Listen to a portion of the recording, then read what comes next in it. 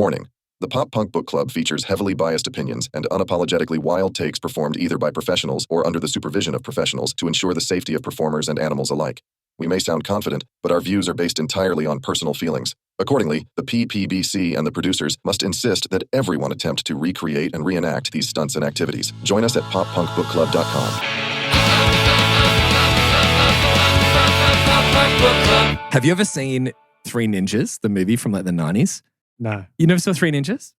I don't think so. Do you know anything about them? No. Rocky, Colt, and Tum Tum. They're like the What? three. How do you not know anything about this? I don't know anything This about is it. like 90s lore. I just assume you're going to say that you'd seen at least one of them. They have like 4 movies. The first one, Three Ninjas, and then there was like Three Ninjas Knuckle Up was the other one I remember. But there was one in the middle, which is really strange. I didn't want to get into this really, but the second one is Three Ninjas Kick Back. Has a totally different cast except Colt, the middle guy, is the same middle-aged brother. Right. But then when it's to the third one, which is Knuckle Up, they're back. The same 3 people. And I was looking into why that is. Apparently they recorded the third one was meant to be the second one, and they were recorded back to back from the first one. But the kids grew up too much, so it got legally put on the shelf. So they made another one that they released in the meantime while they sorted that out and brought it back. How confusing for people. So it's the same character but played by a different actor? Yeah. So it's just the same. It's 3 brothers that get trained by like a Japanese grandfather to become like, they're like karate guys. They're like ninjas. And then there's always like bumbling, like kind of like, Power Rangers, how they've got the 2 like goofy guys that they... Okay, sure. Not the main villains. These are the main villains. Oh, no, actually, no. The main villain is hiring these henchmen to go do stuff, but they're all awful. In the first one, they're like the classic, like, whoa, dude, kind of surfer guys. It's very fun. It's very Home Alone-esque. It's totally worth watching. You should 100% check them out. Sounds a little bit Teenage Mutant Ninja Turtles. Yeah, kind of. But it's like 3 ninja boys that run it. Yeah. I don't know actually if you showed Owen that, like what kind of house you're setting up for, because you probably will want to become a ninja. But anyway, I just thought you were going to say, yeah, you had or whatever. But it's really, really good. Anyway, so Julia likes them. She's watched a couple of them before, but we hadn't seen the second one, which is technically the third one, but it's the second one. But at the very start of it, there's a scene of like the Japanese bad guy.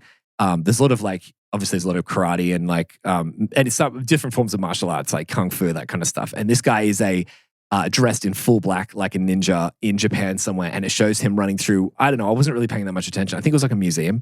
And he runs through and he starts like stealing a bunch of stuff, but he's like backflipping and stuff. But he gets out he runs up to the top after stealing all this like, this heist sort of thing, dodging, and not like fully dodging cameras, but he kind of gets out of there, gets to the roof and grabs a hang glider and jumps off the roof with a hang glider and just goes down over the city. Cool. And I said to Julia, my friend Brent? And she's like, yeah. And I'm like, his dad used to do that. The hang gliding off the roof. And she goes, oh yeah, steal stuff. I was like, no, hang gliding. That was the funniest thing in her mind. I was like, obviously him hang gliding off the roof. I was like, yeah, his friend's dad did that. Anyway, that was meant to be a 2-second thing. I got a little diverted into Three Ninjas lore. At least I know what I'm going to be doing during the week. Yeah, all 4 Three Ninjas moves. I can't vouch for, there's a 4th one. I thought you said there were 3. There's 4, but there's like, I think that was one of where they jumped the shark and they just like trying to squeeze as much out of the franchise as they can. I haven't watched it. It could be good. Who knows? All of them that I watch, they're as good as each other. Let's put it that way. And if you like 90s nostalgia stuff, it's really good. How did I not know about them? I remember seeing them as a kid. I went and saw one. I think I saw Knuckle Up in the movies at the cinema. But like Rocky and Colt and Tum Tum. Tum Tum's like the little kid who all he cares about is sort of food. He gets distracted by food and he's funny. The original Tum Tum's better than the one in the second one. I don't know. He's funnier. Like you'll see if you watch it. But I wanted to bring up something that I saw online today that I thought of you, and it does tie into the podcast. Do you remember a couple episodes ago when I say that it was actually a while ago now, we talked about like our favorite boy bands, and you said yes. Backstreet Boys, and I was thinking to myself, who's better? Is it Backstreet Boys or Five? I think you might have picked the winner, the better boy band of the 2. And let me. Was tell there you, any debate? Well, Maybe in your mind. Yeah, there was an argument I could make, but I did see something the other day that I thought, you know what, you may have picked the best one. Then we had someone come in hot with S Club 7. Yeah, I don't know. No, this is still better than that because they don't have a story like this, I'm sure. And if they do, I very much want to see it. So I saw a picture online that said, okay, I'm not going to give it away, actually. I'm just going to read you the quote of what happened in the studio with Backstreet Boys. Right. And I was like, well, if you have this kind of musical skill, and it's the kind of lowbrow humor we bring ourselves down to on this podcast, AJ McLean recently revealed that during the recording of 2000's Black and Blue, producer Max Martin ingeniously turned a fart from Howie Duro into a bass beat on the single The Call. As McLean explains, So when we're in the studio with Max making the song The Call, Howie was in the booth and we were doing that vocal breakdown and then he sings dun dun dun dun dun dun dun. You might know it. I don't really know much Backstreet Boys. Max gave Howie his harmony and I think he was just putting so much air into the vocal that as he was singing, he went dun dun and he farted. But he farted not only on the beat but in key. So Max tweaked it and made it sound like one of his patented bass sounds and it stayed on the record. It's on the record. Yeah. Of course, the fact that Howie managed to fart not only on the beat but in key makes him one of the most talented of the boys. I was like, okay, debate settled. If you accidentally fart in the studio and it's on key and on beat, and then it's so much so that Max Martin, one of the best, if not the best pop producers of all time, like I'll be using that. Maybe that's his secret. Maybe he finds a way to get all of his artists to fart at some point during the recording process. So there's probably way more farts in music than we are all aware of, but if you can, that's the kind of fart you want, though, is an organic, natural, on beat, on key. That's musicality. Yeah, because I think if you're doing it too intentionally, you might have a situation where more happens than what you're expecting. But we should probably like a little family announcement for the Pop Punk Book Club. I can't even say the name of our own podcast. It's why do we do this Sunday night at the end of really busy weeks? Also, why do we make like the title of the podcast a bit of a tongue twister? Yeah. I've picked it up at least once. We're starting the PPBC. It's just the podcast. You know what we're talking about. Well, we should make a little announcement because, I mean, recently this week, we're very, very happy and excited to announce that my partner and I are expecting a new baby, which is amazing, becoming in May. Yeah, very, very cool. And you are also, you are expecting a baby early next year too, right? Yeah. Yeah, you didn't. Very early next year. You didn't announce it to everyone though. No. I think they know. They just know. Yeah, they know. Yeah. They just know the intuition. Yeah. Funny that because we've told a few people and they're like, I know this sounds really strange, but I had a dream that you were pregnant the other night. Yeah, okay. And I was like, whoa, I can't imagine me pregnant. No, of course. Kate? Yeah, no, of course, Kate. But they were just saying about, even Julia was saying leading up to us announcing the pregnancy. Julia didn't even know. She said, do you think Kate's having a boy or a girl? And I'm like, what do you mean? Like out of nowhere. And I was like, did she hear us, like overhear us talking when she's in bed and she heard us talking about something in the kitchen late at night or something? Owen did something like this before we had Evelyn. Right. He said something, I can't remember what it was now, but like something that suggested that he kind of like sensed that exactly. something was going on. Yeah. And that was it. And Julia said, well, I just think Kate's going to have a baby soon. And I was like, we are pregnant right now, but we obviously can't talk about it yet because we're not at that scan level. And, we're at the 13-week scan where you just check everything's all good and when you can tell people. But I was like, that's really, really weird. And our next door neighbor said, this is going to sound really strange, but I had a dream the other day that you were pregnant. You were out in this garden area out the front of the houses and I walked over to you and I said, how are you? And she said, I'm blooming. And she said, people only ever say that when they're pregnant. And you gave me this like really like knowing grin. And I was like, is that a thing to say you're blooming? I don't know. Wendy's of a different generation, so perhaps there could be something from there. But who are all these people that are dreaming about you in that way? I don't know, man. This baby is like important to us. It's like we've been trusted with something important. It's been like manifested into reality. Absolutely. Am I the dad? What's going on? But what was really funny is that when we went to the scan for the baby, we had this, it's not a gynecologist. No, it's not. That sounds stupid. I'll delete that. Greg, if that's left in the podcast, you're in trouble. Take that out. Obstetrician, right. That just sounds like something is obstructing it. That's what my brain does. Obstetrician. That is my job, to get in the way of things. That's Greg's title there for the podcast. Yes. He's an obstructrician. He gets in the way of things flowing smoothly. But in the scan, we had a really funny doctor. Like he was a middle-aged man. He was like, he just did not seem like the kind of guy that would be an obstetrician. Not that I would typecast anyone or think whatever, but just he was too blokey. Like he just, usually people who, I mean, at least people I've seen in like obstetricians that I've seen in the past, it's like typically they're more like soft-mannered and like blah, blah, because it's a delicate kind of job. He wasn't like that, but he's like, mate, this is how it kind of is, blah, blah, blah, that type of thing. Yeah. When we first did the scan, it was one of those things of like, without getting into TMI stuff, sometimes you have to not go to the toilet so your bladder's full and other times you can go. And he said, well, it's all good. You can go to the toilet we don't need your bladder to be full. So blah, blah. So it's just left me and him alone in the room together. Okay. And we were, and we were just joking around and having fun and stuff. And he was talking about how he's got this.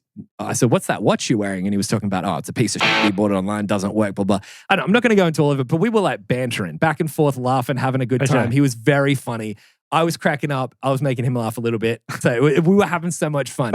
And I was like, wow, so this guy and I have like a really good rapport. We don't even need Kate. Yeah, exactly. She doesn't have to come back. Well, I had so much fun with him, right? And then Kate comes back in and he gets her up, prepped on the table and stuff, and says, "All right, so puppy legs up, we're going to do the scan, blah, blah, blah." And he's saying that, but he was sitting like with the screen in front of him or whatever. And he goes, you can come around and have a look if you want. And I just go, no, thanks. I've seen it before. Dude, silence. I'm not even kidding. Like absolute silence. I looked at him like waiting for the laugh and he just like looked at me and then just looked back at the machine. I was like, where's all the fun that just happened? That's funny. You would have laughed at that like 5 seconds ago. He's one of those guys that when he's on, he's on. You know what I mean? Yeah, but he's in work mode or whatever. Yeah. But I look down at Kate being like, oh, and she just goes, really? And she's like laying there getting a scan done. And I was like, ah. So I pick my chair up to walk and I start like shuffling in complete silence, like absolute silence. He's just working on the computer. It was like pin drop silence after I made that joke. And I lifted it up and tried to get around and I've just hit the wall going dish, dish, dish, trying to move my chair, knocking myself. I'm like, sorry. As I'm like scraping the chair along the wall to bring it around to have a look at the screen. He just gets up, opens the door and goes, yeah. I think I'll take it. You've done enough. So guess what? What? This is going to blow your mind, the next sentence that comes out of my mouth. Okay. Wank copyright stroking us. No. For the last episode. Wank! No, not really. Because this is the thing is that... oh, really? They... What? You mean they didn't? Or no, well, what do you mean when you say not really? There's an asterisk to it. Okay. By the way, also, I'm 37. have we worked out what the correct term is? Like, no, I'm committed to stroking. It's stroking. It's part of the branding now. Yeah, that's right. Yeah. But I don't think in my 37 years I've yelled out wank that loudly before in anger. It's not technically wank that did it. Okay. The label I think has an automated system set up that automatically flags. But what's interesting about it was it wasn't actually a full copyright stroke. What it was usually that if you get if I'm coming to it, 3 strokes and you're out. That's how it is with YouTube and they can ban your account. That's when you use copyrighted material without their allowance or awareness. Right. So in this case, it was like the label saw it, flagged it, and it come up saying, "We know you're using our song in it, but we'll allow it. We'll allow it." And that was it. Okay. So we didn't get in any trouble from it, but we did get a little bit of we know that you're using our stuff in this. That's just good, isn't it? That we're on their radar. Well, I think they might be like, "This is great." Maybe the if band's there's a person publicity behind it and there's actual like sentient thought behind it, but I think it's probably just an AI thing of it recognizing the song being played or something like that.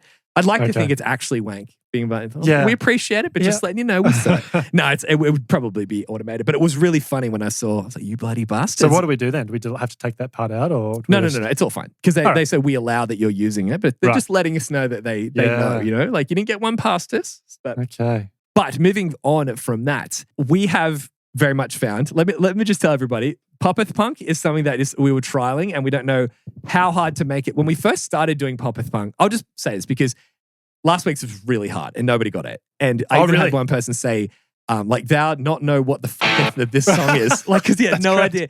And so that's the thing. So it wasn't last week, it was 2 weeks ago, but it takes 2 weeks sometimes for the comments to come through because of when I post the clips. Okay, so which one are you talking about then? Fat Lip.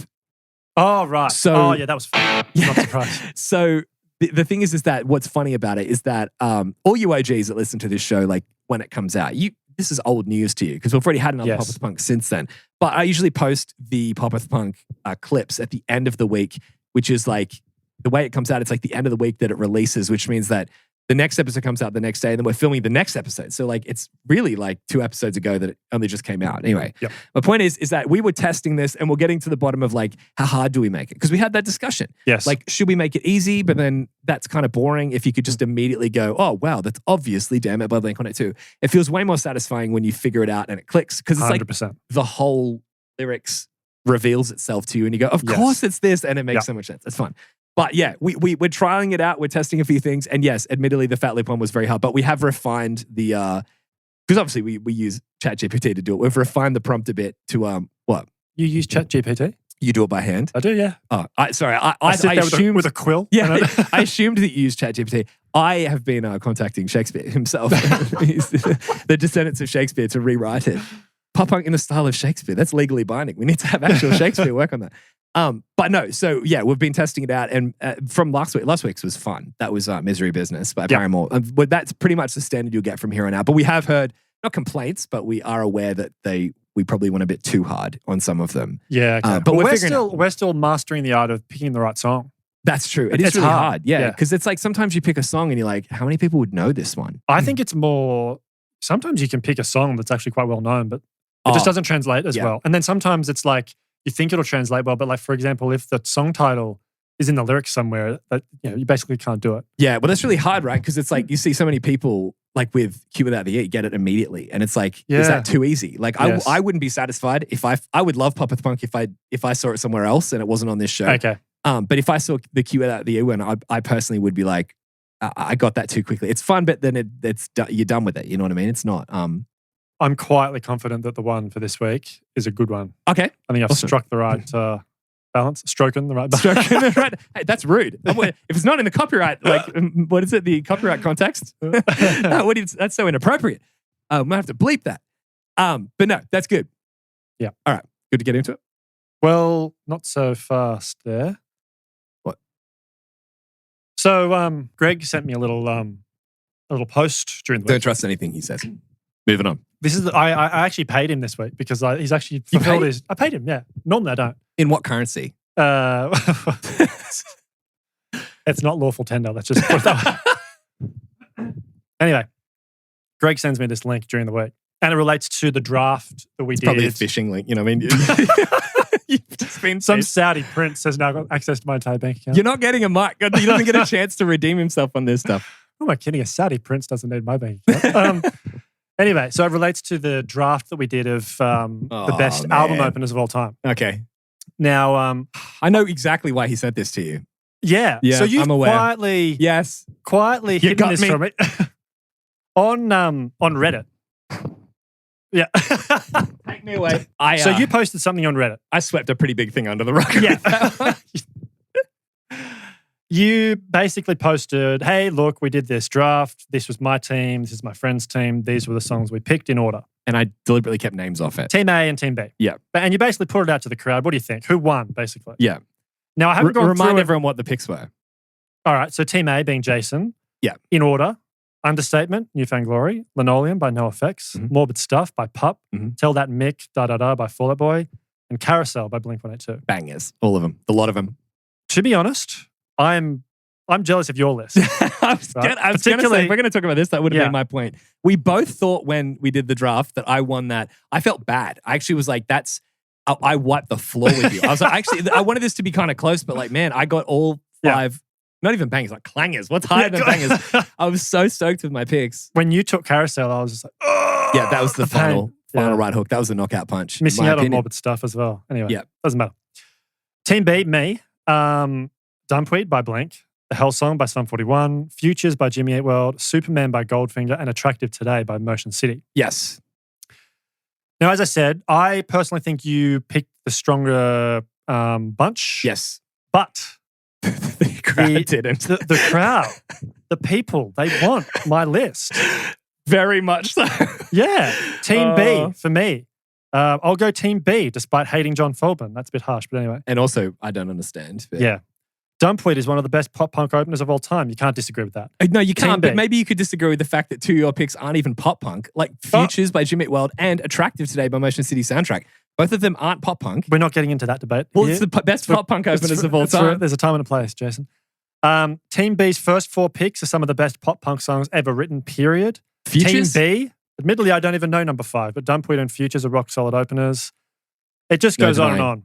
It doesn't go on and on, but it kind of goes on and on. Team B wins it for me. The saddest one was the guy who said, mate, I hope that you're Team B. Yes. That's, Yeah, I feel for you if you're not Team B. Yeah, because you have just been hosed by this. And I was like, you are kidding. I was ready to come in like this for you, being like, but then we both felt like at the draft that like I got away with one. Like I felt we did it so well. Turns out I'm a man of the people.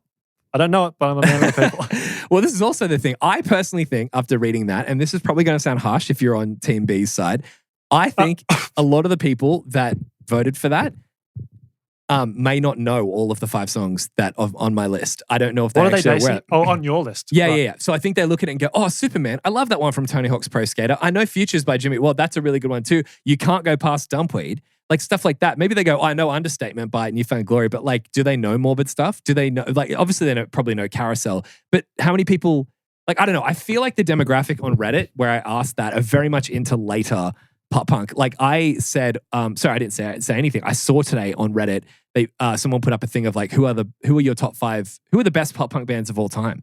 And I went through them and I was like, oh my goodness, there was people saying Neck Deep, who we're doing tonight, but also Hot Mulligan, bands like that, where they're just like more modern ones. They didn't say Knuckle Puck, but they could have, like more modern style pop punk. But for the most part, the people participating in the pop punk subreddit seem to like newer pop punk than they are people our age that like the older stuff. Because even Linoleum's a bit older than us anyway. So you have to kind of go back to find that.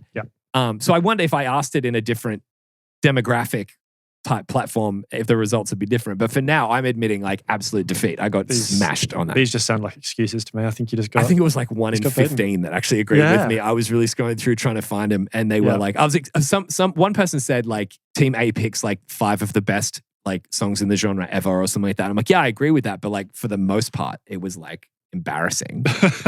I'll take that one for sure. And you hit it. You buried that one. I hit it. From me. Hit it? Hit it. Oh, hit it. Yes. No, I did. Unfortunately. Until Greg came through with the goods. Good for you, Greg. Peace and the Panic by Neck Deep. Yeah. We're moving into a more modern era for pop punk. Yeah. So Reddit will be happy. Exactly. It follows on nicely actually from our conversation a moment ago. Yeah. Because now we're in the kind of 2015 to 2020 kind of period. Yeah. Which sadly was still like 10 years ago. Yes, I know. Isn't that sad? When you hear it's like 2017, you're like, oh, it was a couple of years ago. Well, not really. But it was a very different sound. Oh, yeah. Yeah. So you've got like, so if you think of the bands that kind of like define this period, there's kind of like All Time Low, but they came through a little bit earlier than this. Yeah. State Champs, The Wonder Years, Knuckle Puck, you mentioned before. Yep. Man Overboard. When did Hot Mulligan become a thing? I don't know anything about him. I'm keen to check him out, but like I feel old. Like I actually feel like I'm an uncle now. You know what I mean? Like you're an elder of this. Yeah, like people. No, elders would be people that are roasting us about my smash take, like that generation. But I think that I'm like the one under that. Yeah. But yeah, I feel like when we were younger and there was people that listened to older music, I feel like I'm in that stage now. Yeah. Unfortunately. But it was kind of, I feel anyway, a little bit of a departure from kind of like the punk rhythms and guitar style of maybe early 2000s pop punk. Yeah. And a bit more of that kind of like, I want to say like post Newfound Glory kind of chugging guitar style. I was just about to say. There's a little bit of metal, like that metalcore influence. Easy core, yeah. If I can just say quickly, back then when we were younger and we were talking about like the bands that are the biggest, if we were to guess who were, out of the bands that we listened to, who was probably going to be the most influential for modern pop punk in 15, 20 years time, we probably all would have said Blink-182, like that they would have stayed massive, or someone like that of the bands that was still out there. Or maybe we might have said Sum 41 because they were going with Does This Look Infected kind of era. Maybe that's where pop punk was going. But Newfound Glory have been probably the most influential pop punk band on modern pop punk. Yeah. Like the amount of when we did State Champs, which isn't released, it's in the pilot. We've talked about that before. But in that and in this and stuff like that, you hear so much Newfound Glory influence because of like they obviously found that sound that everyone wanted to obviously emulate, and it just like as a flow-on effect from there. But who would have thought that? I mean, obviously it's Newfound Glory. They're amazing. They're massive. They're like some of the goats of pop punk. Like I get that, but who would have thought that they were going to out-influence pretty much everybody else? Yeah, it's interesting that style in particular became highly influential. Yeah. 4 Years Strong is another one. They're kind of like probably the most directly influenced. I would say Newfound Glory, 4 Years Strong, and then the flow-on effect of 4 Years Strong to get to these bands. Yeah. The other thing though about the Day to Remember too. Yes. Yeah. Another thing about the bands that kind of define this kind of era is, and this is, so I saw something that was written by a guy called Dave Beach of Clash Music. And he described like these sort of bands as darker and more mature than the previous generation of pop punk, and spoke about how like they took their influence from 90s emo. Okay. And I think that makes a lot of sense because like vocally and lyrically, there's definite emo influence to what kind of bands? Like Jimmy Eat World, Jawbreaker, bands like that. Yep. Good point. It's a different vocal style, I reckon, to early 2000s pop punk. Yes. And very much so. Starting Line-esque as well? Yeah, a little bit. Yeah. Although they came through at that period, but yeah. As in like the early 2000s period. Yeah, just like, bands that you can hear in bands these days. Like, I just feel like there's a very distinct sound to this kind of period absolutely. of pop punk. And I've got to say, I'm not as familiar with a lot of these bands because I wasn't really listening to pop punk at this time. No, definitely not following new releases or anything like that. No. And to be honest, if I can be completely honest, what am I saying? This isn't a secret. I've said it before, but this isn't my favorite genre of pop punk. I agree. If anything, I've found that from doing the book club, I've really liked going backwards a bit rather than going forwards. 100%. Yeah. I'm really loving listening through. I've been listening through I want to work through the entire discography of bands, like just a single listen, not diving into as rich and as deep as we do for the book club. So much so, in fact, that I probably by the time we get around to doing the album, I will have forgotten it again anyway. So it'd be like listening to it again for the first time. That's true. Almost feels like I'm cheating on the book club by listening to albums ahead of time. But I want to work through them like they're seasons of a TV show I've thought about. Like in the car, just work through albums of the entire discography of bands. And I've been going from the start with NoFX, and I've been loving old NoFX. And that's really, really fun. I think that I would have thought when I was younger that I would have gone for more future stuff because it probably is more sing-alongable and more anthemic and pop-punky. But I've realized going backwards, it has a little bit of that, but more of the energy that I'm looking for. Yes. I've got to say, I've thought something pretty similar, to be honest, because having done The Offspring and NoFX in these kind of earlier episodes, you go back and you listen to other stuff by them and other stuff around the time to kind of contextualize it. Yes. That's and I've been like, I kind of want to stay here. Yeah, you know what I mean? That's the problem though, is that I think a lot of people, when they see the show, will probably not click on the older, more foundational albums and go for the more like bigger releases that we've done so far in this season. But I think that like when it comes down to it, I think that like you want to, that's the reason we did those, is so you can see where pop punks come from. But like I'm so interested by those releases. Like I came into that Dookie episode at calling myself a self-confessed Green Day hater. Yeah. Like in high school, I didn't like him. And now I can't get enough of researching about Green Day's history and how they, as a band, like what they've done. I sent you that video the other day of them performing at a like random high school, like how cool that was. In like 1990. Same, that's exactly it. But like same thing with the Offspring. I didn't really particularly like Smash, but I can't wait to do more Offspring albums because I can see how they influence the genre. But same with Ramones. I found that live set I sent through to the other day. I've been looking at so much stuff of these older bands. I can't wait to hear more Ramones stuff because it's like, as you said, it's like history. Like you can really see the influence they made. So that's really fun. We will do more bands in this kind of era as well. And I'm keen to explore them a little bit more because obviously it has become really popular. Yeah. It's certainly not mainstream popular, but like certainly within the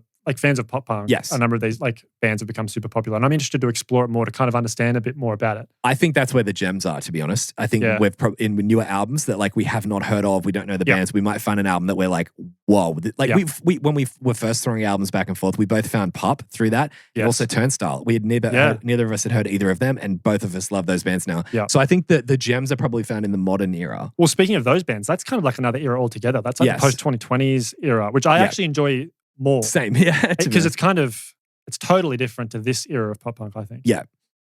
And genre-wise too. Like Turnstile's a bit more hardcore than it is. Pop punk, you know. Yeah. So Neck Deep. Yep. Were you familiar with them at all before we did this today? Because personally, I hadn't heard anything from them, I don't think. I don't think so. Like I knew the name. I think I saw a YouTube video ages ago of singers, I'm just really remembering that now, of like singers coming out and doing like a medley for like some big show where they came out and did like classic pop punk songs. And I remember seeing the singer of Neck Deep doing that, but I didn't know much about them, or I don't think I'd heard anything by them. So this was like a new this is the first Neck Deep album I've listened through. Me too. Yeah, right. Yeah. Okay, so you haven't heard of them before now? Well, I'd heard of them. I knew the name. And I knew that they were like a fairly well-known pop punk very band, much but hadn't listened to them. So yeah, this was new for me. And this isn't their first album. This is their third. Third, right. Yeah. And I think it's actually, their album before this one is like their biggest one, their most well-known one. Okay, right. Yeah. All right. Yeah. And then they went through a whole lot between that one and this one. Yes. Yeah. And a bit of a confession, when I started, like, when I was putting the schedule together, I knew there was a Neck Deep album that had been referred to on a number of those lists. Like, there's obviously the Rolling Stone list that we've spoken about on the Potty. But there's like, I think Rock Sound did one. A few other of those magazines did like, top 50 pop punk albums, 50 most essential pop punk albums. I knew there was a Neck Deep album on there. Yes. And for some reason, I thought it was The Peace and the Panic. Right. And so I was like, yep, sweet, we'll do that one. And then in the course of like putting the document together, I was like, oh yeah, I better go back and I'll find where it ranked on these lists and I'll find like whatever comments they made. Turns out it wasn't this album. It was the one before this one, which is I think Last Night Out to Get You. All right, okay. I've never even heard of that album. We'll have to go and do that one at some point. Yeah, of course. It sounds like maybe that's like their more, maybe their breakthrough or their most defining album. Yeah.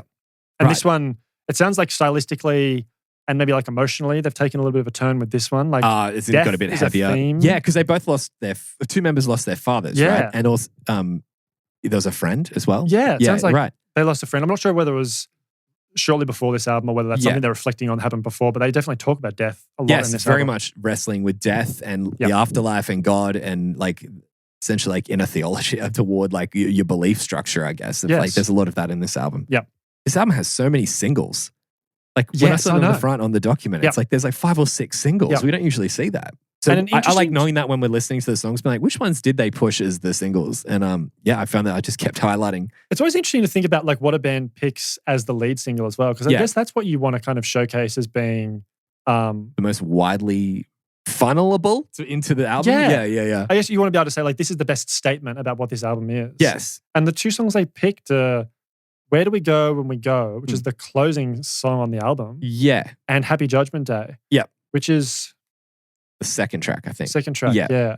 Just an interesting choice. Yes. I would have thought In Bloom would be the one you would naturally gravitate to. Yeah, right. Maybe they thought they were the most potentially widely acceptable. Yeah. But I have to say though, like even though there is 6 singles on this album, it makes up probably nearly half the album. I did have a note here that said kind of refreshing to have an album that isn't over 13 tracks. This one, it is, and actually there's more singles on this album, I think, like than half. There's 1, 2, 3, 4, 5, 6. 6 singles, 11 tracks. That's over half of the album. Has that happened before? No, not at all. But I also thought it was good because usually we have to rate like 17 tracks and stuff like that for albums. So this is really cool. An 11-track album. That's great. I'm happy with that. Yeah. Did you see also that Ben's brother, so Ben I think is the front man, his brother Seb was basically like co-wrote a lot of the songs. Okay. I think co-wrote a lot of the songs from when they first started as a band. Oh, right. I think he's in the band now, but only as of about maybe 2020 or something like that. That's interesting. Yeah, but previously was just like this, I don't know if he participated in like producing the album, but co-wrote a lot of the songs, which I thought was interesting. Yeah. I remember what I was going to say before now. Yeah. That Where Do We Go After We Go was apparently meant to be the album title, but they were going to call it that, which is interesting because I feel like that kind of thematically sums up where they're kind of what they're struggling with lyrically on this album, or at least like emotionally, that they end up writing into lyrics. Yep. But then they end up changing it because they like the lyric out of the first track, which I think is quite cool. Yeah.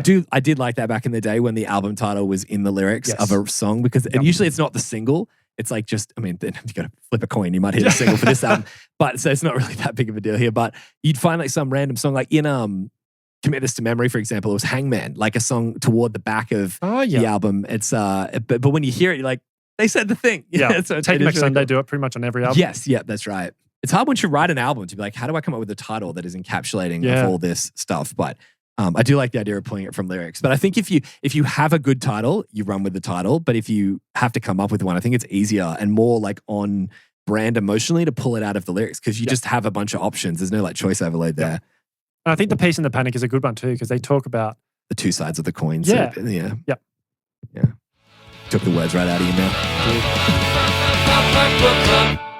Alrighty, so Motion Sickness. What'd you give this one? I said Crown. I give this the Crown too. This is a sick opening track. It's a really good opening track. Yeah. When I first heard it, because I didn't have any preconceptions about Neck Deep at all. So when I heard the sound, I was like, oh, they're kind of heavy in a way. Like they've got that heavy drum sound, like very heavy kick sound, and the guitars match it. It's very, and also the kind of guitar, like chugging stuff. Chugging, yeah. It's very, I was like, oh, so we're in for a bit of like a more easy core. Even though that term is new to me, so if I'm using it incorrectly, I apologize. But as far as I'm aware, that's like where you're crossing like heavier music with pop punk. Pop metal kind of. Yeah, but I feel like let us know, is 4 Years Strong easy core? Because I think they're like the defining band. Right, because that got thrown around. Data Remember. That's a good point. But Data Remember have screams in it and have heavier, more half-timey breakdowns. So I don't want to go down full like genre nerd. I'm trying to keep it broad, even though it may sound like I don't know what I'm talking about. Not saying that I always do with genres, but just I can at least get deeper than this. But I think that like 4 Years Strong, they're more like metal in the like fast, chuggy, like rhythmic patterns one. They're not like, they're like faster metal. So I wondered if like that wasn't easy core. Easy core is actually like slow, half-timey stuff. Like Newfound Glory on what's that song? At least I'm known for something. Yes. That seems like that is that easy core. And that style is similar to what these guys are doing. That's what I'm thinking. So that might be easy core, but 4 Years Strong might be like, oh no, that's technically like pop punk metal or something. I don't know. Because it's like you've got that There was something about Mars. Half the podcast is me just making noises trying to pick songs. It's the song from For You Strong. You don't listen to them much, but I don't think. But that one is like faster and they're more upbeat. They sound a bit more like, it's not like thrash metal, but like as thrash metal is faster, it's like the pop punk version of that. I don't know. Yeah, okay. Somewhere there. I hope for God, one of these, someone leaves a comment where they just like smack you down. Smack me down. For all these opinions. just telling you like how wrong you are. It's interesting though that we mentioned Newfound because I think this has massive understatement vibes. Oh, that's a good point. That is a really good point. It does sound like that. Yeah, I think it's such a good opener. I thought when I first put this on, I was like, oh, we're in for a treat if this is the opening track. That's how I felt at the time. That opinion may or may not have changed over the course of the album, but I did feel that way. I said it's a banging opener. Reminded me so much of 4 Years Strong at first, but the chorus and the bridge vocals and melodies are so senses fail to me. The way he sings the chorus and everything, the way the vocals move, I was like, this sounds like the Still Searching Senses Fail album type choruses. Yeah, just like a pop that didn't occur to me at all. Senses Fail. Yeah, right. I think it's a really interesting chorus. It's not the chorus I think you would expect. No, because it's not. It's still got that kind of like rhythmically, it's got that kind of stop-start chuggy guitar that proceeds, like continues through the chorus. There are like other types of choruses that I think perhaps would have been like what you might have expected. So it was kind of good that they went with something a little bit different. Yeah. I said it's really cool, half time, half easy core kind of sound. That's me being unsure of if I'm using that term correctly. But I said I love the outro, very much so. And I loved the part that said in the song, the voices they are deafening, but out from the noise I hear the familiar voice. He says, life is the great unknown, better jump, better run, better go. That section there, the way he sings that over the top of the bridge is like one of the coolest sections. Yeah, nice. The reason I also was really excited about this album when I put it on was because I started it multiple times. I put it on in the car, listened to first song, second song, get to my destination. They go, oh, that first song was banging. I'm putting that on again. I'll start the album again. And then I get to the third song, get home. You know what I mean? Or like go somewhere else. And I never actually really listened past it. But I listened to the first. Very off brand for you. But it's not just purely logistically. I was trying. Right. But like it took for me to actually sit down and intentionally listen through the album to hear all the songs. But I just kept listening to the first couple over and over again. Yeah, I fell into my old habits. But I loved this song so much that I heard it so much. I'd really hoped that the consistency was up with this for the rest of the album. And spoiler alert. I don't feel like it does. No. But there still are some good songs on here. I do love the lyrics on this as well. Yes. Sat on the kitchen floor all alone talking to a ghost about where we go when we go. He said, life is the great unknown. Better jump, better run, and don't stop now, though the motion sickness has you spinning out because you're on your way. Like, that's great. Absolutely. I feel like by the sounds of it, that the death of their father was really unexpected, and it was to the point where it's made them question a whole bunch of stuff that they weren't probably thinking that they would need to confront those issues at that stage of their life, and it's completely rocked their world. And that's why the whole idea of like, I don't know where my dad's gone sort of thing. Like I haven't dealt with death like this before. And it sounds like it explained in a later song that it was a sudden death, not through a long lingering illness, for example, or a chronic problem. So it sounds like potentially this is just like the struggling with the themes of that. Kind of like it reminded me a bit of the Devil and God is Raging Inside Me by Brand New, where there's that whole battle of how do I feel about belief in God and that type of thing. It kind of reminded me of that. Not like bar for bar or pound for pound. It just reminded me a little bit of that just because I hadn't really seen that theme be so heavily lent on since then. Yeah, okay. That type of thing. Yep. All right. Happy Judgment Day. I gave this a great. Okay. I said good. I could understand that this song could be a crown potentially for me. I think maybe, but I just felt like it didn't have the energy that the previous song had. Sure. So I can't rate it as high, but there's some stuff I really like about this song. Yeah, okay. But a good for you. Yeah. That's a big drop. It is a big drop.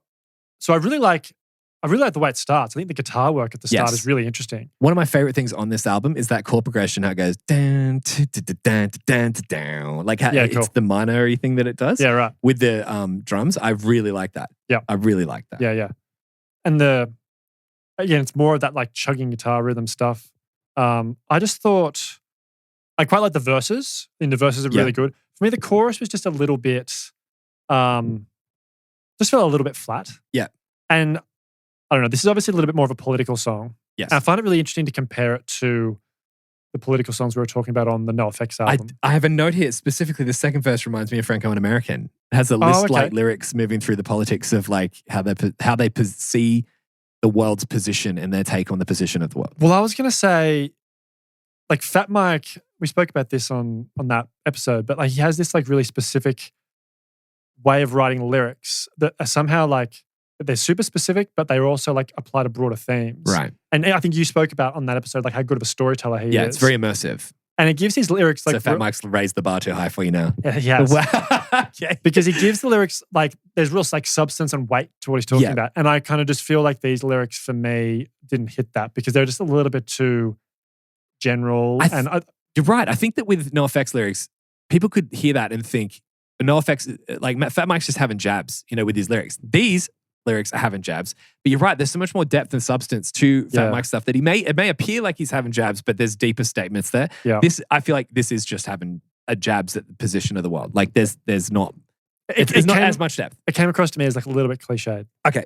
And that brought the song down a bit for me. Sure. I mean, Still they're definitely song, like good points that he's making, but I know what you mean. If you compare it to something like Franco and American, where there's a lot of deep, dark points made at times. I feel like, well, that's not even the best example on that album either. Like, in terms of lyrics. No, but just then when I was imagining it, I was thinking about the is it the second one with the talking about the three stories of the people and how dark and heavy that song gets? Yes. It's so funny to put that as your second track on an album. So dark to bring people straight to. Yeah.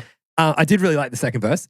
I said it's a heavy pop punk song. Hey, by the guitar sounds and the drum mix, they've really like found the tones to sit together. So it's like this unity. It's like actually like metal mixing where you try to fit everything together. Yeah, right. So when the drums go, the guitar's going with it. It just sounds like this wall of sound moving. Yes. It's a very big sound. Yep. Very big. The production's great. I really loved in the I don't know if you call it like a bridge or something like that, but I really liked the lyric symmetry, which I can only imagine is intentional. But if they stumbled across it, then well done for stumbling across it. But if they did it intentionally, then excellent. Which part are you talking about? Where he says, "There's a black cat in the windows of Parliament. There's a man in the back of a black cab talking about the good days." And I'm like, that's like rap almost, where they have wordplay. Yeah. Black cab, black cat, black cab. And I was like, the way that. But it's also not lining up at the end of each bar as a rhyme. It's just, and that's what it feels like flow. It feels like an actual rap flow. It's really cool how they do that. See, I actually wrote down here that I think it's a great chorus. Like that's what made me like the song so much. Yep. I think it's really catchy and upbeat. It's just fun. It feels sarcastic because it's so fun and upbeat. So go ahead. I was going to say it's just fun and upbeat and it's sarcastic. I had no But is it meant to be ironic? I kind of feel like, and particularly when you look at what they've said about the song, like they specifically wanted to write a song that was about like trying to get their audience interested in politics and interested about the world. Right. I think it's like snarky and sassy. I don't think. If they intended that, perfect. If they didn't, then it didn't hit how they thought. Because to me, it just feels snarky and sassy, and that's why it's upbeat and happy. In which case, that's good. But I'm kind of wondering whether they've hit the right tone in terms of like combining the lyrics with like the musicality and like the tone of the song. Yeah. I don't love the key change, but... I wanted to talk to you about this. Yeah, I actually...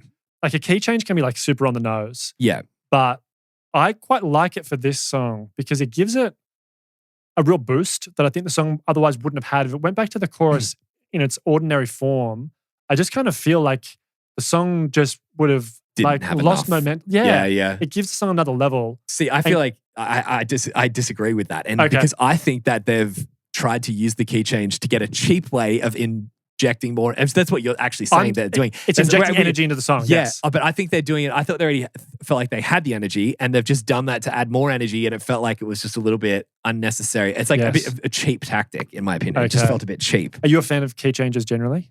Yes. Typically, yeah. Mariah Carey, man, on her Daydream album, when she hits key changes, is some of the best stuff. Yeah, okay. You know, we hear like songs and they have like 3 or 4 key changes in it. They just have so many in like the one song, but it can work. I feel like here it's just like, we should do a key change to increase it. But then when they come back to the down, it's no longer as low and as heavy as the original riff. Yeah, so it loses some of the guts. Okay, and that's the thing that I didn't love. It takes away from the emotion, in my opinion. It makes it sound a bit cheesy. That's the only word I could come up with. I said people probably disagree with that take, but I just didn't love it. When I heard it, I was like, okay, you're just doing a key change for the sake of doing a key change, I felt like. And key changes definitely can be cheesy. Yeah. I personally liked it on this one. You obviously didn't. No, but I think I can totally see what you mean about them being cheesy. Can you think of any good examples in this genre of good key changes? They're kind of like few and far between in pop punk. I can't. Can you? No, I couldn't. But yeah, right. Yeah. I can't. Put you on the spot. I don't know. Let us know. What are the best? There's a draft. Best key changes in pop punk. Maybe I'll have a shot at that one. Who knows? Alrighty. So the Grand Illusion. I said great. Oh, I said good for this one. Did you? Yeah, okay. Yeah.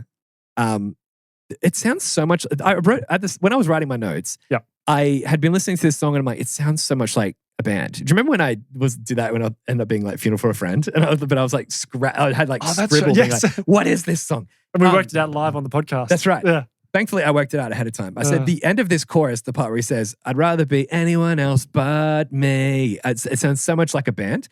I said, sounds so much like another band. Perhaps it just shows the influence they had on other bands. I was thinking maybe it sounds like a more modern band than them. But I realized it's Yellow Card. It sounds so much like the vocally. I heard a bit of Yellow Card. Not necessarily in this song, but throughout the album, I heard a bit of Yellow Card. But it also sounds a bit like Simple Plan. And I think, okay. like, I have nothing against Simple Plan as people. I think that, like, they're some of the nicest dudes, and I loved them when I was younger. Don't love them as much. I feel like they're one of the bands that don't really carry for me later in life. Sure. In saying that, I'd Do Anything is still a banger, potentially a flame for me. I love that song so much. Sure. But so when I hear Simple Plan, I'm like, oh, cool, Simple Plan. I'm not like, amazing. Simple Plan's like in this, you know? It's interesting because I went back and forth with my ratings for a number of these songs, and a number of them grew on me the more I listened to them because it was like the first time I listened to the album. So a couple of times my initial like comments and initial like rating was probably lower. And then I listened to it a few more times and it grew on me. One of my initial impressions on this song in particular, and to some extent on the album more generally, was that his voice was a little bit too poppy for me. Yeah, that's where I probably got the Simple Plan-esque type singing. It has that kind of vibe to it. And in this one, it starts with part of the chorus that he's singing over, I think, just like a clean guitar at the start. So the vocals are kind of like forefront at the way this song starts, which I can understand where you're coming from. Yeah. But I actually just think the more I've listened to it, that it's actually a really well-crafted song. Like I love the high riff that it plays when like the full band comes in. I love the cut at the start of the first chorus where like he belts out the vocals. There's a part where he says, because that's when I snap and that's how I'm feeling now before it goes into the chorus. Like that's a really cool way of flowing the chorus in, I thought. Like I like that part. Yep. I love the way the chords and the melody move in that little pre-chorus section. Yeah. And then I really like the way the chorus, so they bring back that bit from the intro in the chorus, but it's the second half of the chorus. Yes. Yeah. Like you could easily have just made that the chorus and then it would have been a bit meh. But they've got another first section of the chorus is something a little bit different, and then it comes back to that little intro section. I think it's really, really good. I like it. Yeah, definitely deep themes on this album as well, because it's that whole thing of like, well, my perception of the world is purely just within my own head and my own experiences, etc. That's the idea of the grand illusion. Yeah. Which is cool. And I like that. I just, as you know, I don't like songs that start off with just the kind of like, I don't know. It kind of felt a little bit emo-y on acoustic guitar. You know, that thing that I don't love in albums. It felt a bit like that. Yep. And also the line being like, I'm coming to the conclusion, I think I would rather be anyone else but me. It feels a little bit whiny and emo-y, which I don't love. So maybe that's already why I started kind of like on the bad foot. But I did. There was a lot of stuff that I did like about this. I said it really sounds like Simple Plan vocally. I just think it lacks the vibe and energy of the other songs so far. And I think that when you come in with a song that's a clear banger, amazing opener, I think that's I'd add that to the list of great openers. Not for sure, because I still got a bit of trauma from that. But we can still at least add it to the list. You can take that one in the next time we do a draft of banging openers. Like for real, it's up there. Like I mean, I rated it higher really than good. I assume so. I rated it higher than Breakout by Green Day. So like it's so Burnout, not Breakout. But I love Burnout. I think it's a great song as well. Like, so I don't know. I think that's the level that I'm rating it at. So then the next one lost a bit of energy than this one again. So I just feel like it's a continual downward step. Yep. With at least, you know, not saying that if I hadn't heard those first two that I would come in and rate this higher. I probably would still, but it's very clear when you put it alongside other songs. Yes. Yeah. Parachute. I gave this one a good. I said good as well. Yeah. I think it's just it's a good song. It is a good song. Yep. That's really all you need to say. But it is funny that like we say like, it's a good song. Like, isn't like it's a bad thing, but it's because we're looking for such high ranked things. But this is a good song. We can put it that way. Let's be positive. This is a good song. I like the verses, but again, this is one where the chorus just drags. It does. But I feel like if you like that, you'll love this song. This would be a crown for people because it's so. If you like that vibe, you'll love it. I really think though there'd be neck deep fans that love this song. Yeah. Okay. Yeah. I think though. I just think that it just doesn't hit for me that way. I do like the production in this one though. Different sounds to what you've heard in the previous few songs. How? With the like. They got like tambourine and the way they've mixed the guitars a bit wider and it sounds more like sound stagey and a little bit more, it just sounds like a broader opener song rather than like a tight punchy type of thing. But also, have you noticed no more like heavy guitar stuff? It's really just in the first two songs. Yes. That you hear that. I thought we were setting up for like an easy core album where it's just all the way through and I was really looking forward to that. A number of the songs end up like pop rock. That's a really good point. So it's like kind of deceived by the first couple of songs because it really just made me. First song I was like, wow, this is great. Second song, it's pretty much like the first song, a little bit different, but a little bit more poppy, and then just kind of goes from there. Do you know what's interesting about that? One of the comments that the band, the frontman, made about the first song is that they liked that because it was kind of a bridge from their older stuff to this material. So maybe when we do go back and listen to some of the older Neck Deep stuff, we might be like, this is like right in our wheelhouse. I'm very interested in that, if that's the case. Because I mean, if it's more like the first song, sign me up. I loved that. Yes. I said it's just not really my sound. I can understand that others probably love it. Sounds exactly like what you'd imagine what early 2000s pop punk would eventually evolve into. Like it sounds like a really modern version of like when bands like Simple Plan came in and they were like doing radio pop kind of pop punk. This feels like if you looked into the future and heard this on the radio, you'd be like, oh, that must be where pop punk went to. Yeah. You know what I mean? Not actual like the genre, but like the way that it moved in the mainstream. Yeah. The lyrics on this one are a little bit cringy. My personal opinion. Yeah. But did you get pup vibes in the second verse? No, I didn't pick that. I think the end of the first chorus like goes to that pup chord that they always use. Yeah. And then like the chorus is a little bit, the second verse is a little bit different to the first verse. And the way it moves, it gave me real pup energy. I really like that part of it. I'll have to check it out again. I think that'd be cool. Because I love hearing the bits like that. I just really hear Simple Plan vocals in this, like very similar to that. So I wonder if there is like a Venn diagram crossover of Simple Plan fans that would be like, this is what you know how we look for bands being like, oh, I wish they sounded like older bands that we liked. If you really loved Simple Plan back in the day, are you a Neck Deep fan now? Yep. Yeah, wonder. Yellow Card, this is another Yellow Card song, I reckon. Yeah, definitely. Very much Ocean Avenue style songs. Yeah. Yeah, which I think is, that's a good point. Alrighty, so In Bloom. I said Crown for this one. Oh, okay. I can understand that. I gave this a great. Okay. I think that this is like, it's a great song. Okay. And I think that this is like, if you didn't know Neck Deep and it's just like, if you're just a general consumer and you didn't love the genre, this would be a song that could win you over. It's very radio friendly. Oh, that's why I thought this would be the first, like the lead single. Yeah, good point. This should be. Objectively speaking. I think so. Yeah, that's really strange. I think it's a perfect pop song. A pop song, exactly. Yeah. I said again, pop or pop? Pop. Yeah, I said pop. Yeah. I said again, not fully my style, but I do like this one. Yeah. Great chorus. Really like the melody of the chorus. It's really, really good. It's sometimes like you hear songs that you go, oh, that's a great chorus because it sounds a bit like another chorus that I like. This is kind of fresh. Like I haven't heard much like this that is in the genre. Yes. This sounds like a song that the chorus sounds more similar to pop songs on the radio than it does anything in the genre. But I think they've done it really, really well. Yeah. It's got a really like structured melody to the chorus and like super catchy. Yeah, very catchy. Chorus is awesome. I was really keen when I first saw the note you put in here saying this song won a Kerrang Award in 2018 for the best song. Yeah, that's huge. Nice. Like that's really, really cool. Yeah. They said it was the first piece of music they wrote for the new album and it kickstarted the whole creative process. I'm like, that's really interesting that this is the sound. Yeah. Yeah, I think they've done a good job with this one. Going back to the chorus, I love how he transitions from like the little falsetto vocal into when he belts out All in Bloom. Yeah. So good. Very cool. I said I also love the cut before the All in Bloom part in the outro, the way that they cut back to. They cut before that part, sorry. The one thing is, this might be a bit controversial to say, and I don't mean any offense by saying this. I'm really just saying I prefer something else a bit better. But I don't love his voice when he's down the octave. His voice is built to be up the octave because he's got such a good upper octave voice. When he brings it down, it kind of, he doesn't have as nice of a voice down the octave as on this album. I don't know what the other ones sound like, but as the upper octave. So when I hear that come back in, I'm like, there you are. You were built to be in that register. I just think it sounds so different. I'd made a note about it on a few of these songs. It sounds almost like it's a different person. Yeah, it's like another band member. I don't know whether that's, because they're obviously British. Are they? Yeah. Neck Deep are British? Yeah. I didn't know that. Yeah. Well, they might be. Actually, maybe they're from Wales. This. I didn't know that at all. I think they're from Wales. Sorry. I'm fact checking it. Please do. They're Welsh. Yeah. Far out. What's your ancestry? English, Irish, Welsh. I'm combination. Welsh. Yeah. Might be my brothers. One of my brothers. I didn't know that. I thought they were American. I just assumed they were. Yeah. They're a Welsh pop punk band. Do you know who else is Welsh? Funeral for a Friend, I think. Well, let me check that. Waster. Really? Yeah. Oh, wow. Yeah. They're Welsh as well? They're from like the same town as these guys. Wow. Yeah. That's amazing. I just assume they're all American. I just assume and so that's what I want to say is American. The way he sings in his higher register it sounds American. You wouldn't know. That's what I thought. But when he sings in the lower register, then I think the reason why it sounds different is maybe his natural vocal, like his natural voice is coming through a little bit more because it's It's not spoken, but it's that makes sense. Yeah. It sounds like a different person. Yeah, absolutely. There you go. Blew my mind with that one.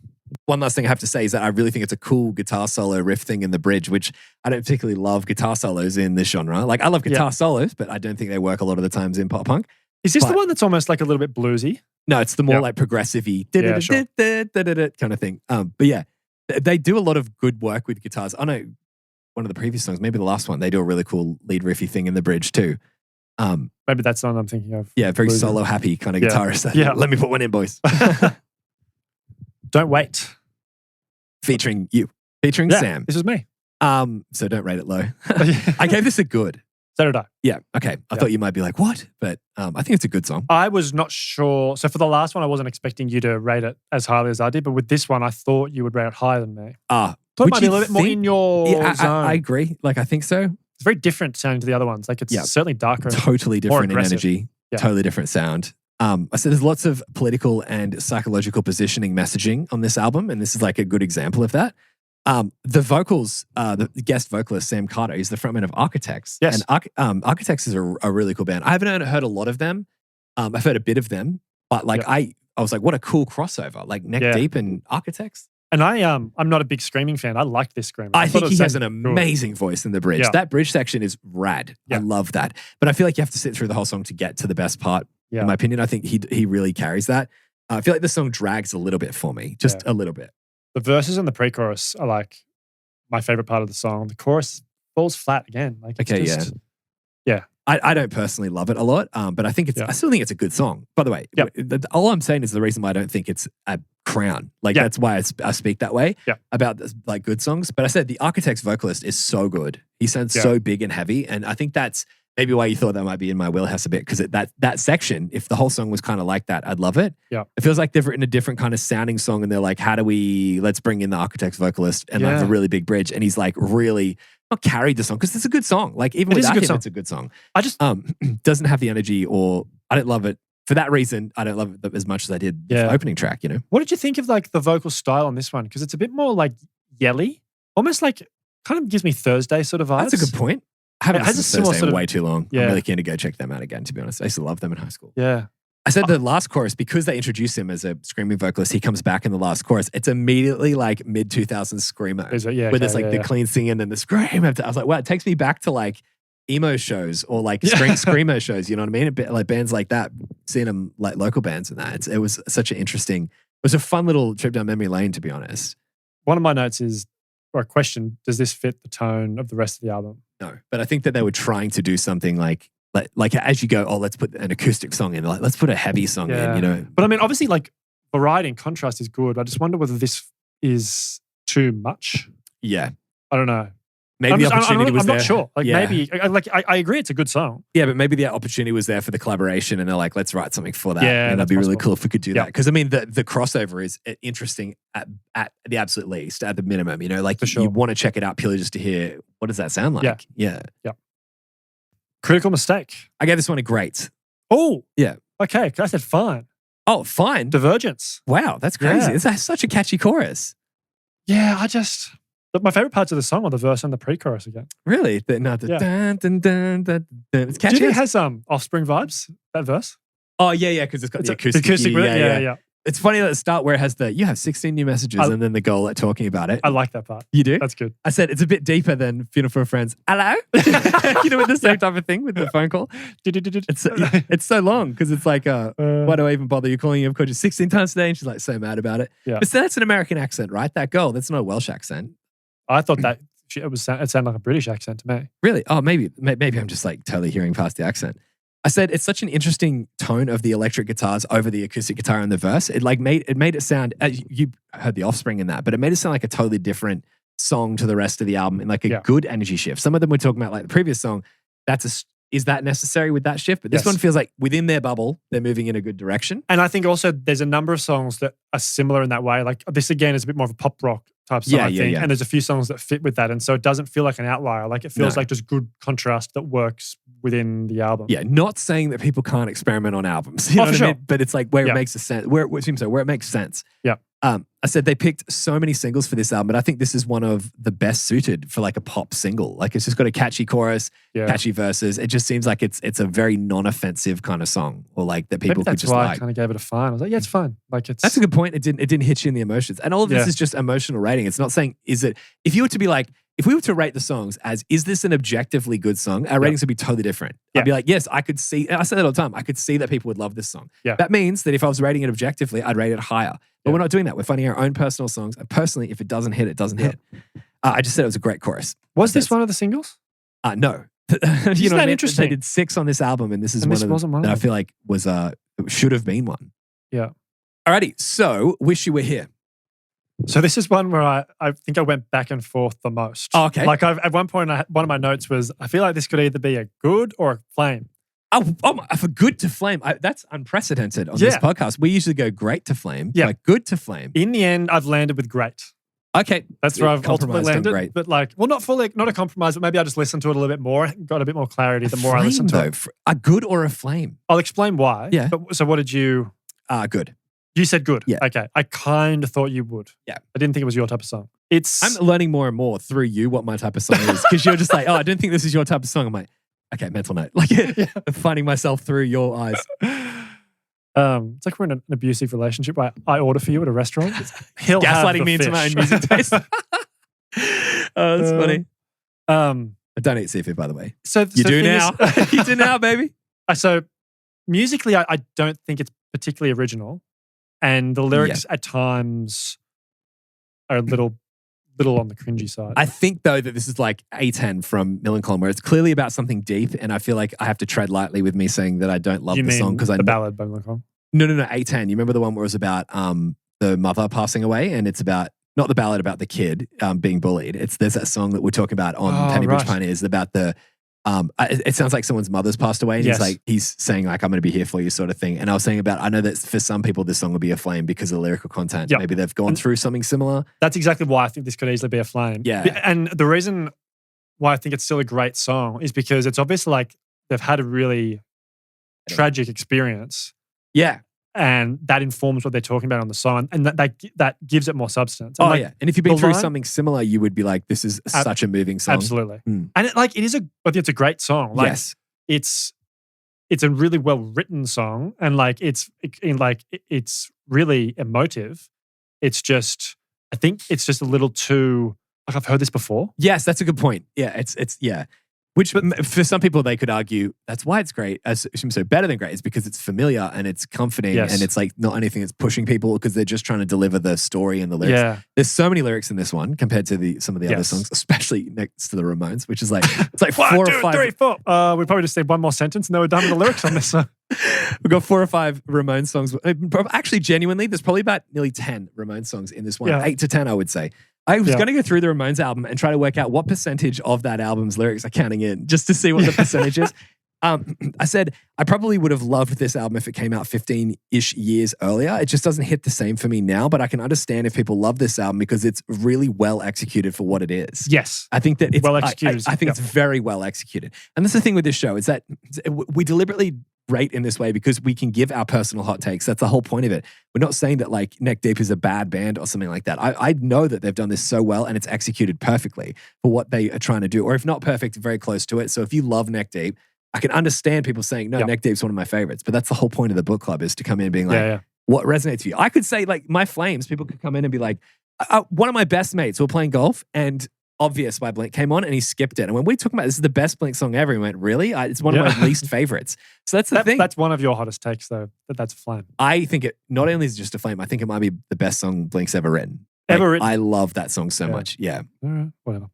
That'll the line at the end of the second verse where he's you missed it. Good. I said that'll shut up. Shut up. Where it's like, it's the song that your life ended with. Like that is heavy. And that's where it brings the song home. And you're like, the song, they kind of land it at that point, I think. And that's why I've kind of given it a great because as you say, it's a really well crafted song. They execute it really, really well.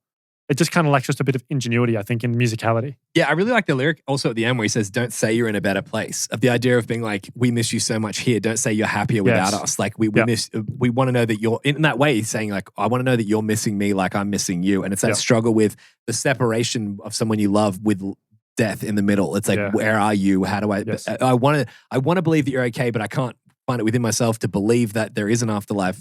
I like the wrestling with the themes. Yep. Yeah. Alrighty, so Heavy Lies. I said fine. Okay, I said good. I haven't given out a fine on this album yet. Yeah, right. Yeah, I've just been saying good. Yep. It reminds me of the Almost, this song. I think because I think because the album is so well executed, that's why I'm not like rating it lower, because I'm like, this is really well done. It's good. Like, which is weird because that's typically the emotion I'd give to a fine. Is it's fine, but I'm like, it's good. That's a good song. It's like I'm expecting it to be because of the quality of the production, because of the execution. It's a good song. They've hit the mark, but I don't feel like. I think fine for me, like, it was fine. I think I actually, on an album like this where the production is so good, there is like that actual gap there, which is interesting. Yeah. Do you mean you're expecting the song to be better, or you're expecting to enjoy the song more because of how well executed it is? Probably. It like kicks it up a notch automatically. Yeah. Who knows? Yeah, okay. I said, it reminds me of the Almost. I thought this song could be a crown, but I feel like the chorus is lacking a bit. Yes. Kind of just how I'm feeling with it. Yeah. I said it's also a strange switch up in the second verse. I just little things like that pulled it away from it being a grade or a crown for me personally. I can't remember the second verse. What's the change? What was it? We can find it. It's like a total genre change. Yes. Yeah. I think of what that reminds me of. That's going to be another one, like Funeral for a Friend. Yeah, it's going to be stuck with you. Interesting, because Funeral for a Friend are Welsh. Even though that wasn't the band. Did you fact check that? I did. I said before. You're just not listening. I don't. That's going to annoy me now. I'm trying to work out what that reminds me of. But let me know. Let us know. Next I'll week's text admin. you at like 1 a.m. in the morning. Next week's admin, you can be like, by the way, that song. We've got a wank update. Wank's back. We have to do, the Wank saga is not finished, as we realize. There's no closure on the Wank yet. I think the reason that, because the chorus is lacking a bit, I wrote a note after it where, like, as I was listening through, I wrote that as a preliminary note, and then I wrote at the end, disappointed me a bit, to be honest, and I put an arrow back to that point of saying that the chorus kind of over the course of the song kind of wore me down to the point where I was like, it kind of is disappointing that I didn't love it. Like, I mean, I thought it was good, but I didn't love it, like getting to the point of greats or crowns. Whereas for me, again, the chorus, the verses for this one didn't elevate it as much as the verses for some of the other songs did. And so elevation is a lack. Very good. So when the chorus came around again, I felt it let the song down a bit. And so it just wasn't that memorable. No, I think you're right. It's the elevation that's missing in some of these tracks. Yeah. Yeah. And so for me, this is the weakest song on the record. Okay. I probably would agree with that. Yeah. The part where he says, I've heard some heavy lies like I love you. I was like, 2000 emo lyrics spotted. Yeah. That's another one. I was trying to find him or whatever, but that is very MSN status, you know, in people have that as their or MySpace name or whatever. All right, 1970 something. I gave this a good. I said good as well. Yeah. I wanted to give this more. Okay. Because I think this is an awesome idea. They tried to bloody earn it. Look how many lyrics are in this song. Yeah. It's more than anything. Like the font is so small because it's just cramming into that text box. The Ramones are like, so this is like your entire lyrics, your entire career. Discography. I didn't know we were putting all our lyrics in one box. Okay, I didn't know that. I think this is such an awesome idea for a song. Yes. Like, and this is a fantastic example of storytelling in a song, I think. Yes, 100%. I said also that sound-wise, I can take to that. It reminds me of Good Charlotte in the verses. It reminds me of the way that the harmonies move together. Reminds me a lot of the. Do you know the Motivation Proclamation? That song. Yeah, it sounds like that with the way that album. that song is so good. But the we should do Good Charlotte. They're like, I never loved them, but there were songs that I did love. Because in Dude, Where's My Car? They have like Little Things, and I love Little Things. Yeah. That first album is what a great debut. Well, yeah. I mean, I'd love to go through it and check it out. I loved Little Things and I loved Motivation Proclamation so much. Yeah. But I only knew them from the singles sort of thing. I didn't had the album. There's a ton of great songs on that album. Okay, sick. Yeah. I always saw Good Charlotte as like, I don't know, this probably sounds wrong to say, but like the industry plant band. Like they felt like they weren't as authentic as some of the other punk bands. But I kind of feel like it went that way. But like post like Lifestyles of the Rich and whatever that album was. Yeah, the irony of that. Now that they're both famous and rich. But the first album where they're kind of like nobodies and they're singing about like Little Things is so good. Yeah. How weird is it in Dude, Where's My Car? I watched that the other day. I put it on and I said to Kate, I'm going to put on Dude, Where's My Car? Just letting you know, this might be terrible and might not have like... Had she not seen it? No. She hadn't. There's so many movies she hadn't seen. That's a boys movie, you know what I mean? But I had Dude, Where's My Car on DVD. I used to watch it over and over and over again. I watched it I've probably seen it like over 100 times maybe. That and the first Fast and the Furious are probably the movies I've seen the most in my life. Okay. And I watched that and I was like, this probably doesn't translate. As in, like, doesn't age well. But, like, it probably would be so cheesy. And maybe I was a 14-year-old I haven't even kid. bothered to go back and watch it. I watched it the other day and I found it really funny. Okay. I thought it was actually decent. Yeah. But I forgot that the part with Little Things is where they turn up in the car next to the Fabio-looking guy who, like, revs his car. Then they rev their car, their convertible. And then he puts his arm around his girlfriend. And then he puts his arm around Ashton Kutcher or whatever. And then he makes out with his girlfriend. They just look at each other and go, and then they make out with each other in the car. They full, like, pash in the car. Do they? Yeah, Sean William Scott and Ashton Kutcher, and I found that so funny. It was so shocking to see. Yeah, I forgot that happened. When I was younger, I was like, "That's really funny," because it's like you always like have that kind of friendship with your friends. Yeah. Like, would you actually do that to go to that level? But as an adult, I'm like, imagine the actors reading the script of like you have to actually like tongue kiss, Sean do William they Scott. really? They fully make out. Yeah, I've totally blocked that. It's just the trauma. I had to go to therapy to remove that out of my mind. I feel like Sean William Scott, though, looked for those kinds of things when he was looking for scripts. Like, what is the most like unhinged thing that I can possibly do? That's so funny. It's so funny as well that he's like quite religious. Is he? Yeah, when you think about all the characters he's played. And yeah. That's funny. Yeah. How funny us talking about that with this heavy song. Okay, back to the topic. But yes, this does remind me of Good Charlotte and the Motivation Proclamation. It's a great and effective cut back in the bridge. When they just like that really hit me in the feels, that part when they suck it back and just come straight into the line. Yeah, that's so effective. They pull the rug out from underneath you and you kind of just suspended hearing that song. Yes. It's very, very, very effective. Yeah. And it's that epic ending section where he does the "Oh Mother" and then keeps singing. Not the part where the coda where they repeat "Oh Mother" and then other lines. At the actual part where he comes in with "Oh Mother, please don't cry because you know I miss him too." Yep. That whole section, it's so progressive. It's like the ballad by Millencolin. We were just talking about that a second ago, kind of. But like that, it's kind of like that. So yeah, this is a very moving song, and I think a very fitting tribute to his dad and to his family. And I think that this is one of those ones that I think is very, very good. And this it's not could really be what I'm looking for, but it's very, very good. Yeah, the sound of the song, I just didn't like. I wanted to like this more, partly because, as I said, I love the idea for the song. Like, I'm going to tell the story of my parents' relationship. Yes. If you saw this in the first person as well, so you don't know exactly where he's going with it. Good point. If you saw this in like a musical, you might be moved to tears. It's very, very moving, but it's not something that I would be like, I can't wait to chuck that song on. And if you listen to this song like at a time in your life when you lost a parent recently, this could easily be a flame. Oh, beyond that, it would be one of those songs that you might not even be able to listen to because it's too emotionally moving. Yes. So I can totally understand that. Yeah, but it's just, I think you're exactly right in terms of, I think I agree with you about it. It's just not what I'm looking for in terms of the sound of a song. Yeah. Like, and it wouldn't be something I chuck on a playlist and be like, I can't wait to listen to it again. Yes. But I can listen to it and go, damn, holy crap, good job. I love the organ that they bring in the second verse. Yeah. It gives it like a real kind of soul feel. But almost like funeral-esque, like a funeral style organ. That's nice. Yeah. Alrighty, so where do we go when we go? I can't believe we're at the last track. I know, we've powered through this. Well, we used to, Goldfinger was like 17 songs. Yes, like we'd still have 6 songs to go. Thank you to Neck Deep for just thinking, I'm just going to put 11 songs together. I'm going to bump it up a notch. Each one, every rating goes up one. No, so what'd you rate this one? I said good. I said great. Okay. Yeah. Okay, right. I didn't like the nursery rhyme bit. Okay, I can understand they kind of, like the kids singing at the start and then the way they actually bring that back at the start of each chorus. But not rain, rain, go away, pain, pain, go away. Yeah. Okay, I can understand that. Not a fan. It says, interestingly, this is one of the lead singles, yet it's the last song on the record. That's a strange thing. Interesting choice. Yeah, interesting choice to put it last. Also, there's not like, we're usually like, oh, this is the last track, but then we've got the bonus tracks or the context pieces. There's not, it just ends with this.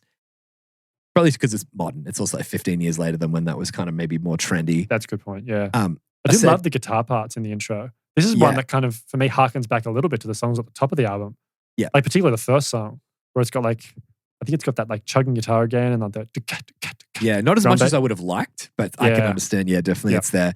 I said it's an interesting starting line for this song after the themes of the album. So to wrap the album up with him being like pain, pain, go away. Like that's why I was like, I didn't think it was immediately cringe. I thought it was because it was like, it's really interesting for him to take it in like a childlike, I don't know, maybe I'm reading too deep into this, but like neck deep. Anyway, but the idea of like, he is a child at heart and he's now had to like the whole idea of losing your parents makes you a child. So he's seeing it through a child's perspective and the idea of like pain go away because the whole album is about his struggle and pain, like lyrically. So I wonder if that was, I thought that was kind of cool. I didn't think it was like, wow, that's super moving, but at least it made it not be like, why are you doing that? I could kind of see maybe why. Yeah, cool. But it says here that, he tells the audience to enjoy life and don't waste your time waiting for an afterlife that no one knows if it really exists. So there's lots of wrestling with God on this album where he says things like, it was on another song where he's like, he says something about straight up about like something to God or about God. And then he's like, but I don't even want to believe that exists. Like he keeps like going, I naturally feel spiritual inclination, toward a deeper spiritual belief, but I can't. But I don't want that. There's like a natural resistance to it. It even says here, I can't put my faith in a fallacy. Like as soon as he finds himself catching him, as soon as he starts talking about spiritual stuff, he has to pull himself out. It's really interesting. I wonder if that was like something he experienced like specifically during this period after his father passed away, or whether it's something he's always grappled with. Like, yeah, maybe. Absolutely. Because it could be like, I've never had to really think about the afterlife until kind of now. Yeah. I said it's almost like a quarter life deep existential questions, which is really cool to hear. Like to hear someone who's presumably in his 20s, like asking really deep existential questions for the first time. Everyone goes through that period where you like have to face those uncomfortable truths, you know, when you're young. And this is really interesting to see it kind of documented throughout the album. I said, what takes this song to a great for me is the music. The energy was up there, which I liked. I said, I don't love it vocally though, but I really like the music. Probably would have given it a good if the music wasn't as good. Yeah, I just don't love the vocals as much. I really like the verses for this one as well. Like it had that like drivey drum beat, palm muted guitar, which they don't do a ton of in this album. And a good melody as well. Yeah. Well, I didn't love the vocals, but I still think it was good. When I say I don't love it, doesn't mean I didn't like it. Yeah. I said I love the breakdown. I've missed that since the opener or the first two. I thought there'd be more of that on this album, but there just wasn't. And that's the thing. It's like, oh, it's good to hear it again at the end, but it's kind of like you're sandwiching it a little bit, but the filling of the sandwich is not what I thought I'd signed up for. Yeah. Great bread. Oh man, like toasted, bit of olive oil, bit of like salty bread, salty baguette. Oh man.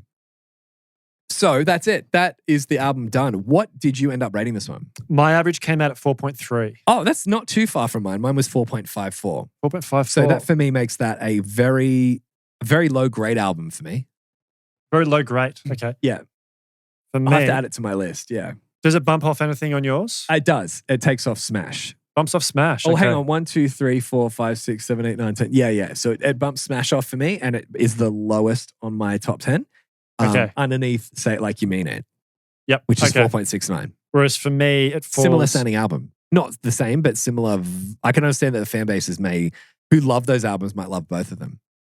As starting line. Yeah. That's a good point. Yes, I agree with that. For me, it doesn't make it into my top 10. So it comes in at 11. I gave Smash 4.33. How do you have more albums than me? Isn't this the 11th? Oh, you're right. Yeah, my bad. I'm an idiot. I was like, have you done more? I do secret ones on the side. I've been doing the side podcast with Greg. Yep. Anyway, so that brings it to me as in the new rating system, it's just low level great for me. So for you, it's a high level good album. That's pretty much where I think it lands. I think it's a great album. Like if I put it on, I put it on in the background or just pop it on in the car. If I'm driving, I'm like, this is a great album. Like I think that's really good. I'm not going to get to a point where I say, wow. I feel like this is one of the ones where I go through and just pick a couple out that I think are like absolute gems. The album itself may not be something like, where has this been all my life? But I'm like, that's a great album. Yes. So I think that's fair. Yep. Also very fair for it to be like a lower grade album because some of the other ones that I have rated as greats, I think are like, well, that's a great album. Yes. You know, it's a different emphasis on the word great. Whereas for me, I think like the overall impression is pretty consistent with that. Like I would say, that's a good album. You know what? At that level, you'd be like, that's a really good album. That's probably where we're going to. We're talking about the emphasis on the words. Alrighty, so baguette time. Got a baguette right now. I'm feeling this. Thank you. Oh, thank you. It makes me happy when you do it. All right. My thoughts overall about The Peace and the Panic by Neck Deep are that I think it's a really interesting blend of songs, stylistically. Yeah. From songs that are kind of a little bit more like pop rock to songs that are a little bit heavier. And then those, like the first song on the album, which is that quote, like easy core, we were kind of calling it. I enjoyed listening to it. It's probably not my favorite style of pop punk overall. Yes. And one of the feelings I have about the album is I kind of feel like they could use someone like a John Feldman. Oh. Because I feel like on a number of occasions, I was like, my favorite part of the song and the hookiest part of the song I personally felt was like the verses or the pre-chorus. And then the chorus kind of didn't elevate the song the way I wanted it to. Oh, and I feel like someone like a John Feldman would like... take their vision and really bring it to life. Yeah. Really like snap together those choruses. But it makes me interested to listen to other bands in this kind of era of pop punk, which I'm not as familiar with. We were saying at the start that this probably, I think for you as well, it's not my favorite style of pop punk. No. And I don't know a number of these albums as well as I do some of the other earlier pop punk albums, but I'm definitely interested to explore more of it. Yeah, that's a good point. I think that when we were like very deep into the genre, there was like 15 years earlier, pretty much, or like, or 10 years earlier at like minimum. It was like, I think that it's just a little bit past our prime of listening. You know what I mean? Listening prime. You know what I mean? Like when we were at our prime listening to this stuff. But that's kind of how it was. I just think this is a little bit past in like evolution and like style and stuff that is just, it's just slightly outside of our comfort zone, or what we, inside that what we actually do like. And I don't, like, were you listening to pop punk at around this came out in 2017? I don't think I was. I was, but I was listening to the same albums I listened to when I was 15. Yeah, whereas I think around this time, I think I was listening to completely different music and came back to pop punk. Maybe this is how people who listened to bands in the 90s felt about the bands that we listened to. Yeah. I mean, they're just a little bit outside of what they found comfortable. Yeah. Do you think, I'd be interested to hear what Neck Deep fans think about it, and perhaps like Neck Deep fans that loved Life's Not Out to Get You, which I think was like their bigger album. Oh, yeah. How does this one compare to that? How does this one compare? And also, like, how do they think all these different songs fit together? Like, because we don't know Neck Deep as well either. No. Like, some of these like songs that we've spoken about that are kind of a little bit more outliers on this album, are they kind of outliers for Neck Deep generally, or are there other albums that Neck Deep have done where they pull together some of these different styles? Perhaps if you know the context of the preceding albums, you would be like, no, this makes perfect sense for them to do this. Exactly, yeah. Because I'm kind of left with the impression of kind of, does it all work together? Yeah. But other Neck Deep fans might be like, no, this actually fits what they do and what they're going for. I like that. So I have to say, like, I don't know anything about Neck Deep before this album. Like, you didn't even know where they were from. No, I didn't. I thought they were American. Yeah. But sue me. The genre is pretty much exclusively American. Not exclusively, but like you could assume that a band is from America unless proven otherwise. Yeah. But I have to say, this isn't my sound of pop punk. Like, I think this is, as I said, I think it's a great album, but like, it's not my personal favorite sound. So unfortunately, I didn't come out of this being like, holy crap, what a gem that I just found. But I think that like, I could understand people thinking that. Like, this album is very emotional. It's very deep. It's Neck Deep, as I said. It's very, very, very well executed. And the production on it is high quality. And like the performances and everything is amazing. Personally, when I hadn't heard this album at all before and hadn't heard Neck Deep at all before, hearing that first track being so heavy, so catchy, so loud, and then the second track being pretty damn good as well, I felt like that I was in for an absolute treat. But then the album shifted into this really produced kind of pop radio kind of sound, which I could appreciate. I could understand that a lot of people could love that. But to me personally, that just didn't land as much. Yep.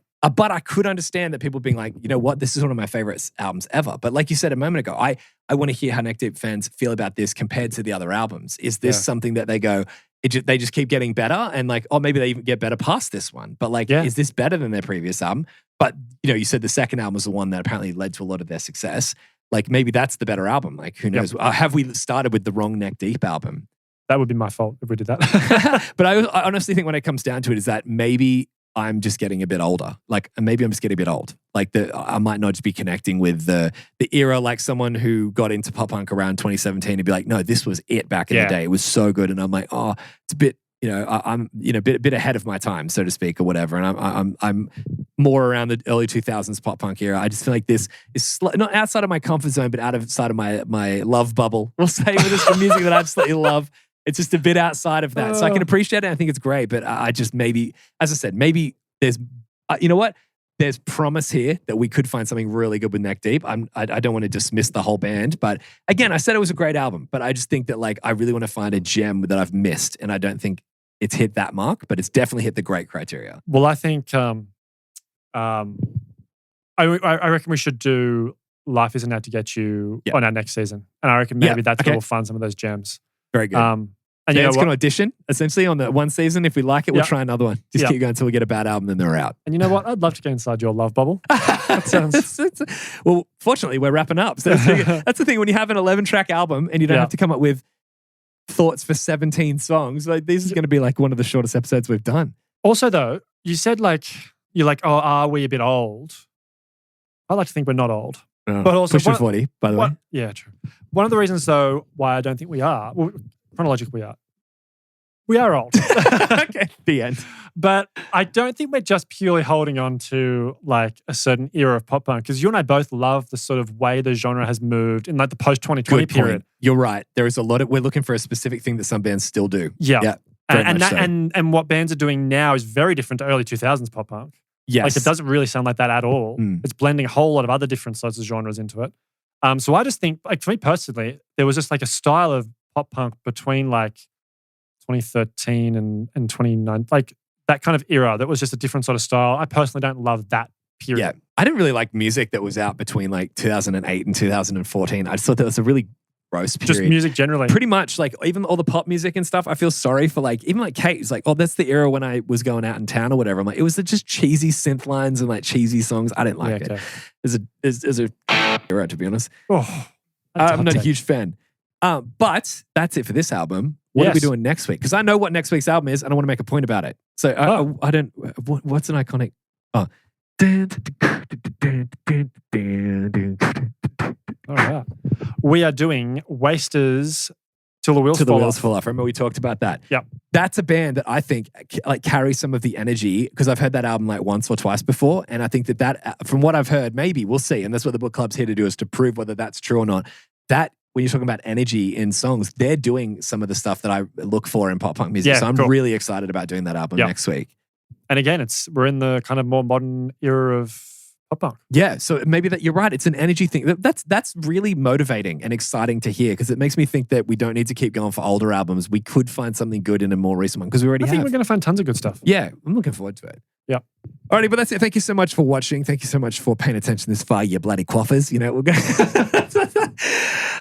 you are all legends for listening this far. By the way, I just want to have a huge shout out to people who watch on YouTube this far, of course, because you have to put up with our ugly faces that long. But huge shout out to the people listening specifically on podcast. And by the way, if you watch this on YouTube and you would find it easier to consume it through podcasts, you can do that. We're on every podcast platform bloody imaginable.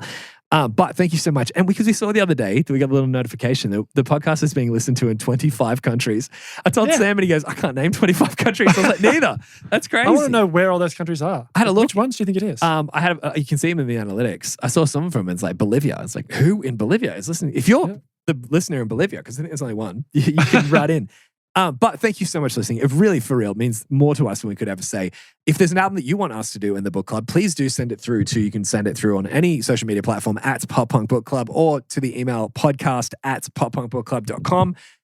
We've got some really cool albums coming out, but we'd always love to. I love hearing when we say how we feel about an album, for fans of that album to come through and say, not just, you're wrong, it is a good album, but they say, you know what? I know what you don't like about that. You might prefer this, and they refer you onto another album. Yep. People did that with The Offspring, saying you might prefer X-Nay on the Hombre better. Some people said with No Effects, like, oh, you might also like this album. Really, really cool. And that's my favorite part about the community that we're building. But you're definitely a part of it for listening this far. So thank you so much. If there's anything you want to do to help us out, the more, just a simple action of you going to some platform that you're watching this on, whether it be YouTube, hitting like, leaving a comment, if you're listening on a podcast platform, going and leaving a review there too. That all helps us like climb the algorithm. And if just by doing that small little action, it could be the reason that we keep doing this podcast. So like, I'm sorry to put that fate in your hands, but like, it's up to you. That's a lot of pressure on people. If you don't do it, the podcast is done. I'm going to put it that way. And I don't want to see, I think this is the only thing Greg's got hanging on to be honest. The only thread he's got left that's together in his life. Thank you so much for watching. And of course, before you leave, there's always something we love doing. It's time for Pop Punk. Pop punk in the style of Shakespeare. One verse, one chorus. You get one guess. Let's go. My dearest companion, all men, it seemeth, are beset by their own afflictions. Each speaketh the same weary words unto thee, words that promise solace, yet grant none. Got it already. Keep going. It is ever thus. Our trials differ only in the manner of our endurance, and in how we strive to mend the wounds our yesterdays have dealt us. Of late, I have found myself struck with revelation. Life, that fleeting flame that we so dearly guard, may be undone in but a breath. I did not think the world could so swiftly tilt from its foundation, nor that I should be forced to look upon it anew. Yet now, stepping back, I behold the strange shape of all that hath unfolded, and my heart whispers, can this be true? Hath such misfortune truly visited thee? It is a bitter draught to taste one's own frailty. A part of me remains in discord, for I know not whether my doubt is folly or wisdom. My mind sways between belief and disbelief, and in that trembling, I find myself changed. And yet, strangely, within this tempest of uncertainty, a calm hath taken root. The trembling of my heart groweth still. No longer do I clutch so tightly at my insecurities, as if they were dear friends I feared to lose. They have loosened their hold, and I, for the first time in memory, draw breath unshaken. Thus I write to thee not in despair, but in awakening. For though confusion yet lingers at the edges of my soul, I sense that I am no longer what I was. Thine ever in quiet revelation. My lad, I think I got it straight away. This is going to be such a... What a miss if I get this wrong. Yeah. But I think it's... Oh! Is that right? Yeah. All right, baby. That is such a good one. When I was, you know what was great about it? Because it clicked for me immediately. Your mind scrambles at first. You're like trying to grab onto anything. Yes. And as soon as something clicked, which was just lucky that it did, because it could have been any song, it just grabbed me. And I was like, I've got it. And then I could just sit back and pretty confident. I was ready for you to say something that would just throw me straight off and go, oh, goodness me, I have no idea what it is. But I was right. And I could just appreciate it. And it's very well done. Nice. Very well done. I think it's a good one. It's a very good one. And I think that's the perfect level of difficulty, I think. It's like... Wouldn't it be good if we played the game where you could stop it at any point and have your guess? Oh, yeah. And you don't get to hear the rest of it. Yeah, more points. So it could pivot at a certain point and you don't know. Yeah, I don't know who's that Papa Funk with it. Which is like time pressure. And you have your timer counting down for the quicker you do it, the less points you get or something like that. You know? Yep. That's a really good one. So let me know in the comments if you get it. Thank you so much for watching and we'll catch you guys next week. Bye.